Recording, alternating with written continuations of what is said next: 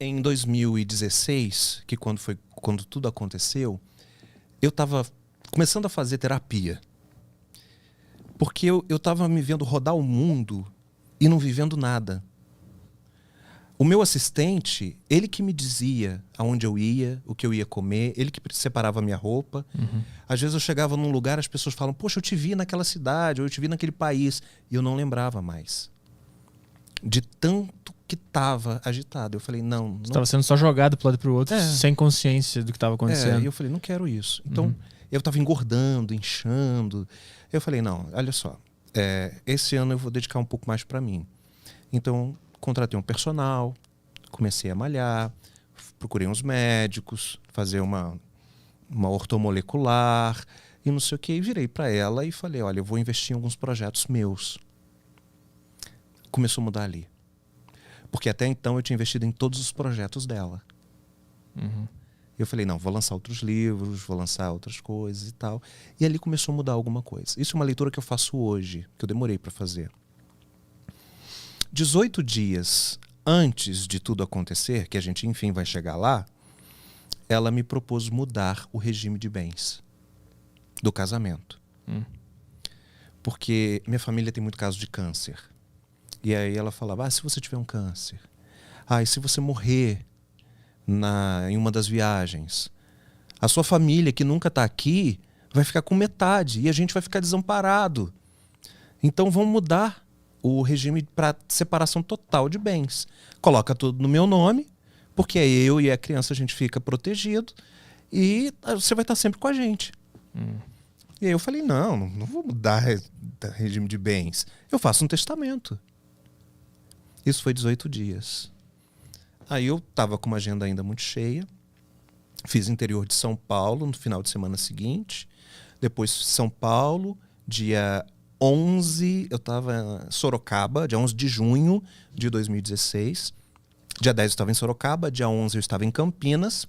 Viajei a noite inteira porque não tinha voo, para chegar de manhã cedo, dia 12 de junho, que era dia dos namorados, e era aniversário dela. E era um domingo. Eu tinha que estar na igreja, apresentando crianças, fazendo a ceia, tudo mais. E tem isso, está tudo gravado lá, sorrindo, brincando, batendo palma, comemorando o aniversário dela. No dia seguinte, tô achando ela estranha, tem 2 amigas dela na casa, e assim, a gente não levava amigos sem comunicar, mas as amigas dela não estavam lá, ela não falou comigo, achei estranho, mas vindo de uma sequência de viagens, eu tinha que ir para a empresa cuidar de outros assuntos. Na terça-feira, passou segunda. Na terça-feira ela chega perto de mim e fala, à noite eu já tinha dispensado os funcionários, e diz assim, a criança foi estuprada. Eu lembro nitidamente, o sofá cinza, eu dou um pulo, eu me transformo e eu falo, quem foi? Onde ele tá? Ele tá bem? Tá em que hospital? E não sei o quê. E aí ela disse, não, quem estuprou foi você. Aí eu comecei a rir. Aí eu falei, beleza, podem vir. Assim mesmo. João podem Kleber, podem vir, gente. Pô, essa foi Veio uma horrível. banda tocando. Essa foi horrível. Eu fiz isso. Porque eu achava tão ridículo que eu achei que era uma pegadinha. E eu vi que não era uma pegadinha. Aí ela pegou, saiu de casa, foi para um hotel, falou, olha, até sexta-feira, isso terça-feira. Até sexta-feira eu volto pra gente conversar sobre o que vai acontecer. Aí eu falo, pô, o filho foi estuprado, você vai pensar quantos dias? E onde ele tá? A tese dela é que tu tinha feito sem perceber? Que tu entrou num surto? Não, que eu era consciente e fazia isso repetidas vezes. Entendeu? E aí eu subi para o lugar onde ficavam os quartos, né, um andar das suítes, e tentei ligar para as pessoas que aconselhavam ela, moravam em Dallas, né, moram em Dallas, no Texas, e falei, olha só, tá acontecendo alguma coisa muito absurda, tentem entrar em contato com elas. Inclusive essa conversa ficou aberta no meu computador, foi a primeira conversa que a polícia viu, né, porque o meu computador, o telefone, foi tudo levado para a polícia. E eu só tenho eles até hoje porque a polícia me devolveu. É a única coisa que eu tenho. Porque nada mais eu consegui recuperar. Nem meus diplomas. Nem meus livros. Dinheiro, então, Que eles fizeram aquele busca e apreensão? Não, que era? não. Aliás, obrigado pelo hotel que me deixou, que eu me senti um rei. Tá? Entendeu? Estúdios Flow, obrigado. Obrigado. E aí, o que eu fiz? Não sei o que fazer. Aí eu olhei, ela sempre tomou muito remédio controlado, e eu falei, putz, Rivotril é bom pra dormir. Virei. Que ela saiu de casa e tu ficou sozinho. Fiquei sozinho, não tinha empregado, não tinha nada. Aí deixei 2 bilhetes. Se você perguntar pro meu namorado hoje, você vai ver que eu ainda deixo bilhete espalhado pela casa. É meu isso. Aí deixei 2 bilhetes. Um pros funcionários e um pra ela. O pra ela eu dizia, foi o único que foi postado. Olha, eu jamais faria isso, eu amo vocês, eu não sei o que e tudo mais. Pros funcionários eu deixei um bilhete assim, tomei remédio pra dormir, não me acordem, tá tudo bem. Só que quando os funcionários chegam, eu não sabia que já era um esquema que já estava planejado há 4 meses. Eles eram amigos de infância dela, de mais de 20 anos. O meu motorista, a governanta da casa. Eles se conheciam há 20 anos. O que ele faz? Ele chama o SAMU. E aí eu ainda tomei o grog por causa do remédio, me levam para um hospital público. E lá ele pega o meu celular e toda hora ele fica desbloqueando o meu celular com o meu dedo, né? Não existia Face ainda, né? E aí eu lembro que ele falava algumas coisas para eu gravar algumas coisas, mas eu estava com uma voz grog. Depois eu vi que ele pedia para eu gravar dizendo que eu estou tentando me matar. E aí o que ele fez? Ele pegou essa frase e mandou para ele.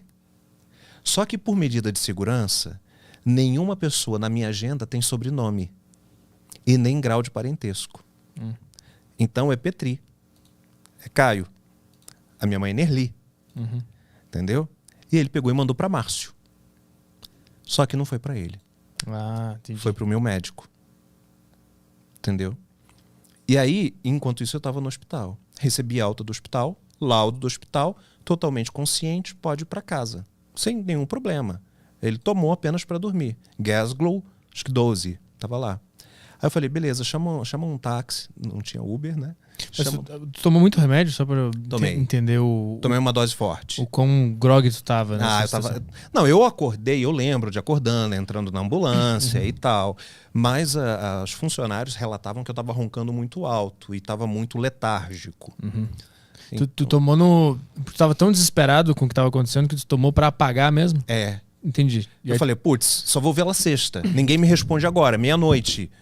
Deixa eu tomar isso aqui, porque eu não vou conseguir dormir, só vou sofrer, vou me desesperar, vou me descabelar, vou fazer uma besteira. Entendeu? E eu tinha a sensação de que ela estava sendo enganada por alguém. E eu ficava assim, não, amanhã ela vai acordar, vai ver a besteira que fez.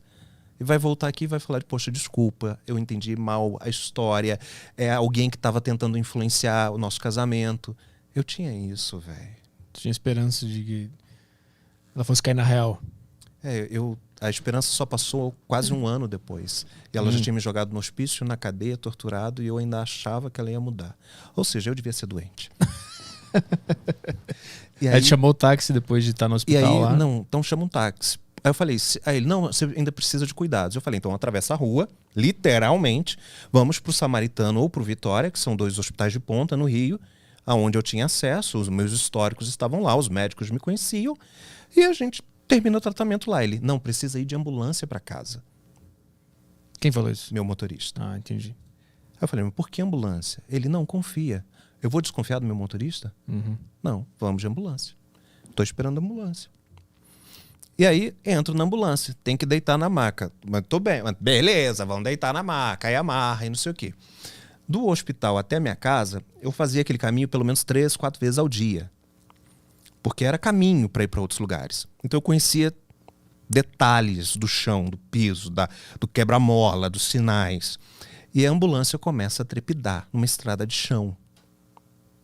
E demora, e demora, e demora. E aí eu começo. Aonde a gente está indo? Não, é normal. Não, engarrafamento. A gente tá pegando um atalho. Atalho aonde? A Barra da Tijuca não tem rua de chão. Para onde a gente tá indo? E aí eu ameaço levantar da maca. Quando eu ameaço levantar, o enfermeiro me aplica uma injeção. Eu acordo no dia seguinte, amarrado, nu, num hospício.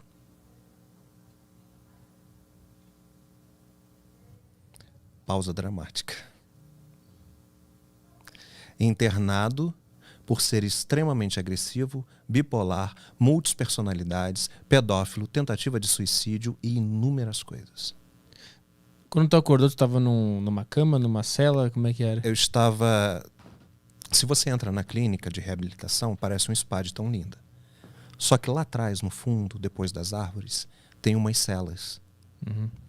Eu estava amarrado numa maca metálica, tipo essas de hospital, só que bem de filme de terror antigo, que faz... Uhum. Eu estava pelado. Tinha um colchonete, desses que você faz abdominal de academia, só que apoiava a minha cabeça. Eu acordei ali. O que se passou na minha cabeça? Fui sequestrado. Tô sequestrado. E quando tu acordou, tu começou a gritar? Comecei a gritar, óbvio.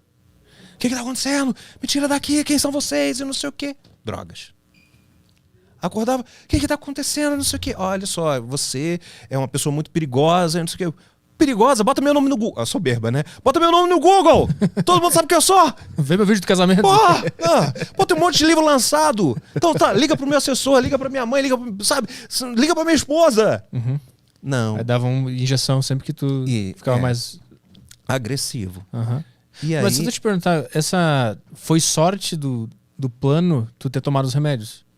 Foi uma coincidência pra eles? Então, na realidade, tudo estava programado para eu ser internado já no dia seguinte. O fato de eu ter tomado o remédio ao invés de ter sido dopado previamente foi uma casualidade. Entendi.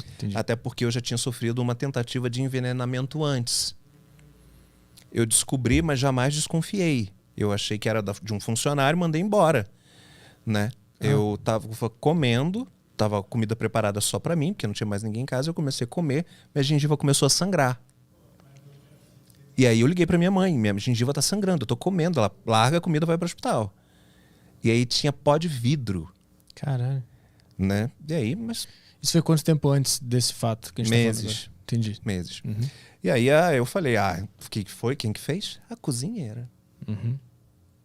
Mandei embora. Tadinha.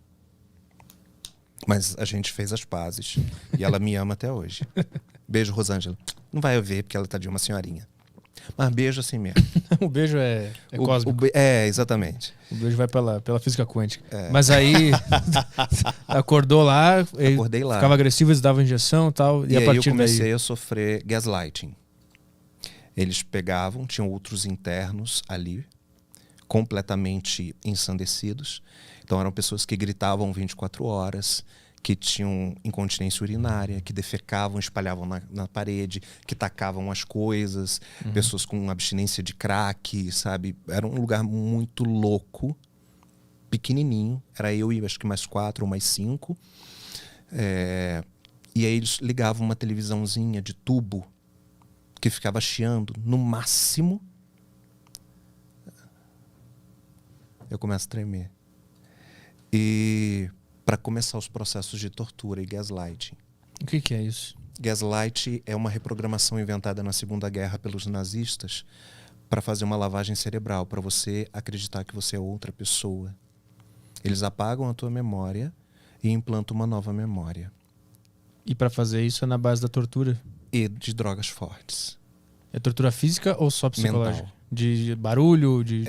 Então assim, você tá pelado, você tá com frio, drogas pesadas e uma pessoa do seu lado 24 horas, você acordado ou dormindo, dizendo, com o barulho da TV ligado, altíssimo, você não é Felipe, nós te achamos na rua, você é um morador de rua, a gente te trouxe para cá para salvar você, porque você é um perigo a você mesmo e tudo mais. Cara, mas isso é uma coisa que é feita com pessoas que estão nesse lugar? É normal isso? Não sei. Porque é muito doido, né? É muito doido. Existia um funcionário que faz isso. Preparado para isso. A única coisa que eu sei é que a clínica onde eu fiquei internada é a clínica mais poderosa do Brasil. Eles têm ramificações em todos os estados. Tá? E tem inúmeros processos porque muitas pessoas que são internadas lá se suicidam. Todo mês tem um se suicidando, entendeu? Que é uma forma boa de queima de arquivo. E a fachada deles deve ser de uma clínica de reabilitação. Fantástica, aqui, de uma pessoa famosa. Entendi. E aí, só que assim, para você ser internado num hospício, você precisa ter passado 24 horas num hospital e ter uma indicação do médico. Eu tinha passado algumas horas, 3 horas, e o médico disse que eu estava bem. Eu não tinha indicação, eu não podia ser internado. A segunda forma de você ser internado é que se você tivesse cometido um suicídio, você poderia ficar 72 horas. Depois de 72 horas, você precisava da autorização da família, mais de um membro, ou do Ministério Público. Isso nunca aconteceu. Eu fiquei 8 dias lá. No 7º dia, as pessoas... Eu já não era mais Felipe. Que era todo dia tinha esse processo que tu falou 24 agora. horas. No 7º dia, eu já estava desamarrado, tomando remédio tranquilinho, cortando bandeirinha de São João. Cara, tu tinha algum nível de consciência dentro da tua mente que conseguia visualizar tudo isso de fora? Eu ficava recitando textos bíblicos para me manter num centro. Eu sei muita coisa da Bíblia de cor. Então eu ficava recitando, porque aquilo era uma linha que me ligava a alguma coisa. Coisa real, né? Porque se eu sou indigente, se eu sou um mendigo, se eu sou alguém... Como é que eu sei tantas coisas? Não faz sentido. Então aquilo dali ainda me trazia uma sanidade. Entendi. Mas era muita gente dizendo que eu não era eu. Aí, no 8º dia, a minha mãe aparece. Minha mãe consegue me localizar. Porque eu imagino também o desespero dela. Tu sumiu pra ela, tu sumiu, Não só né? isso. A secretária da minha ex, eu não apareci no escritório um dia. Não apareci no escritório. Sou workaholic. Entendeu? Eu podia estar no hospital, pré-operação, eu respondi o WhatsApp. E aí, não tô respondendo. A secretária dela falou o quê? Ela matou, esquartejou o corpo e escondeu. Ela conhecia mais do que eu, né? A minha esposa. E aí, ela começou a caçar a minha família em Minas. E a minha família mora na roça, no interior. Minha família sempre teve lavouras de café e não sei o que e tudo mais, mas é roça. Entendeu? E aí conseguiu localizar. A secretária dela foi atrás da família, pra achar alguém da tua família pra dizer o que estava acontecendo. Acessou o meu assessor. Entendi. E começou uma busca para tentar localizar a minha família. E aí conseguiram, o meu irmão e a minha mãe. E aí falaram assim, mas você acha, já ligaram para algum lugar? Eles falaram, nós já fomos a todos os hospitais, já fomos ao IML, já ligamos para a polícia, a gente não sabe onde ele está. E ele não está em casa. E aí minha mãe falou assim, o que eu faço? Aí ela só falou assim, corre pro Rio, que a gente acha que ele não está mais entre nós. Quando minha mãe chegou, minha mãe veio pro Rio, minha mãe entrou no carro com meu irmão, com a roupa do corpo e uma garrafa de café. Bom mineiro, né? Café. Que, aliás, vocês não me ofereceram café, mas tudo bem. Tem lá, quer pegar? Não. Lá? Tem aqui. Acho que tem, né? Não, tá de boa. Aí ela, com a ajuda da galera, por que a gente não procura no hospício? Saiu procurando. 5 horas da manhã, 8 dias depois, se eu não me engano, dia 23, minha mãe estava na porta do hospício. Eu vim tirar meu filho. Eles não deixaram. Mas ela achou porque ela foi em todos os hospícios? Foi tipo uma possibilidade. Vamos ver em hospícios. Formou-se uma comissão dos amigos, dos assessores, dos funcionários. Entendi. Entendeu? Aí eles chegaram lá e perguntavam, Felipe tá aqui? E aí, tá internado. Então, eu vim tirar. Não pode. Como não pode? Eu sou a mãe. Não pode. A esposa que internou. Tá, mas eu sou a mãe. Tá aqui o irmão dele. Não, a senhora não vai tirar. Eu chamo a polícia. Pode chamar. E assim, e não podia, né? Porque senão o próprio hospício seria autuado por cárcere privado. Aliás, estão respondendo por cárcere privado e sequestro. E aí, o que o hospício fez? Ligou para minha ex. A mãe dele tá aqui. Se a polícia bater, a gente tem que liberar. Aí ela foi lá, com um advogado, com um pastor e com um documento para eu assinar. Nisso, eu estava lá, cortando bandeirinha. Aí chega o médico, pela primeira vez aparece um médico, e ele fala, a gente vai ter um atendimento. Aí eu, pô, que legal, alguém vai me ouvir. Aí eu caminho pelo spa lá, pela clínica, e aí eu vejo que o lugar é incrível de lindo. Eu, chalezinho, tem quadra, tem não sei o quê, porque eu tava na cela. Uhum. E aí, quando eu entro na sala, não era o médico. Era minha ex, com um advogado, um pastor e uma moderadora lá, que me torturava. Que me torturava. E aí eu, sou o Felipe. Minha esposa. Sou o Felipe. Não tô maluco. Só que... Ai, obrigado, glória a Deus. Meu Deus, me acharam. O que tá acontecendo? Não sei o quê. Quando tu viu ela, tu teve uma esperança de que ela foi te resgatar? Óbvio. Uhum. Óbvio. E eu voltei. Sou o Felipe. Sim. Então não sou aquele mendigo lá, indigente, que não tem... Sabe? Em algum momento tu acreditou que tu era o mendigo indigente? Eu tava na beiradinha. Entendi. Tava na beiradinha. Caralho. Eles me quebraram. Uhum. No entanto que quando eu fui preso eu não ofereci resistência. Eu já tava quebrado. Né? E aí, quebrado psicologicamente, Sim. tá? Não fisicamente. Eu fui quebrado fisicamente na cadeia. E aí, detalhes dos próximos capítulos. Vamos para os reclames do Plim Plim.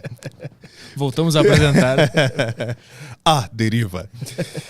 E aí, quando eu me aproximo dela, o advogado vem e me empurra. Ele falou, você não pode encostar nela. Você não pode se dirigir à palavra. Nós temos uma ordem de restrição contra você. E tem esse documento aqui. Você assina dizendo que você nunca consumou o casamento. Então isso aqui é um pedido de anulação do casamento. E assumindo que você é celibatário. Ou seja, que você não faz sexo. Você nunca vai fazer sexo na vida. E é por isso que você vai respaldar a história dela de que vocês nunca tiveram sexo. Porque se algum dia eu fizesse sexo com uma mulher e engravidasse, por exemplo, cairia a história de que eu passei 3 anos com uma mulher sem sexo. Né?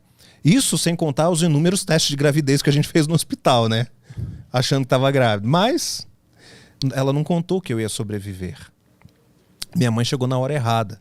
Ou na hora certa. Dependendo do ponto de vista. E aí eu falei, mano, cabra quando se apaixona... E aí eu falei, não vou assinar.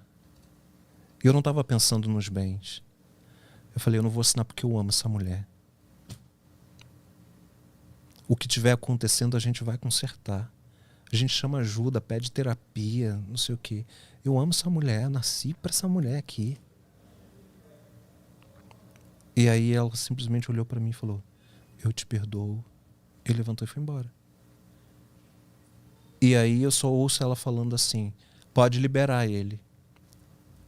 E aí é o momento que minha mãe consegue ter acesso. Eu sem entender nada. Quando eu vejo a minha mãe, eu começo a gritar como uma criança de 5 anos. Mãe, mãe, mãe. Sou muito ligado a ela. Mãe, mãe. E minha mãe desaba. E minha mãe não chora. Minha mãe desaba. Minha mãe não fala sobre isso até hoje. Ela desaba. E ela fala, vamos sair daqui. E aí, vamos para onde? Eu tenho uma ordem de restrição de que absolutamente todos os lugares que eu vou, eu não posso mais ir. Eu não posso ir na minha casa, não tenho documento, eu estava num hospício pelado. Não tenho dinheiro, joias, ações, não tenho mais nada. Não posso ir no meu escritório, porque é lugar comum. E aí, eu vou morar A secretária dela, que conseguiu localizar a minha mãe, me emprestou um apartamentozinho, quarto-sala lá, pra eu... Tem onde deitar. E aí eu descubro que existe uma ordem de prisão pra mim.